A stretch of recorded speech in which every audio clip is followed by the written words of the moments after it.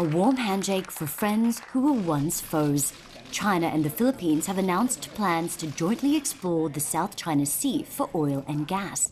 共同开发并不涉及和影响各自的独立的法律体系，而是由双方通过协商制定一个共同遵守的一个规范。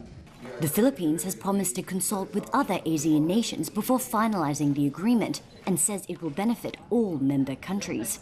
The first tangible and easily seen product is the peace and stability, not only in the West Philippine Sea and South China Sea, but in the whole region.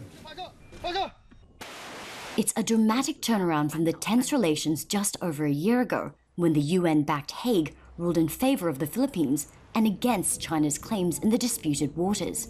While former Philippine President Noynoy Aquino took a hard line against China, President Rodrigo Duterte has spent his first term in office cozying up to Beijing, meeting with the Chinese foreign minister in Manila this week. The firebrand Filipino president hopes closer ties will translate into more Chinese investment and aid. Beijing has already pledged $3 million towards rebuilding cities affected by the Islamist violence in the southern Philippines, as well as thousands of rifles.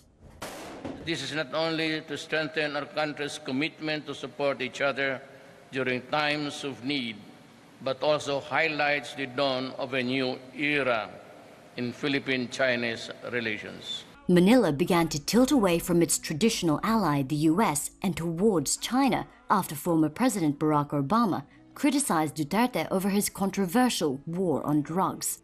But the US has continued to maintain a strong presence in the region, sailing warships in the disputed territory to demonstrate freedom of navigation.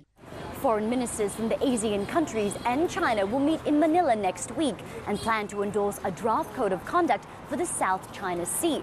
Ahead of the meeting, China has urged the Southeast Asian nations to unite as one and say no to any outside interference, namely from the US in the region.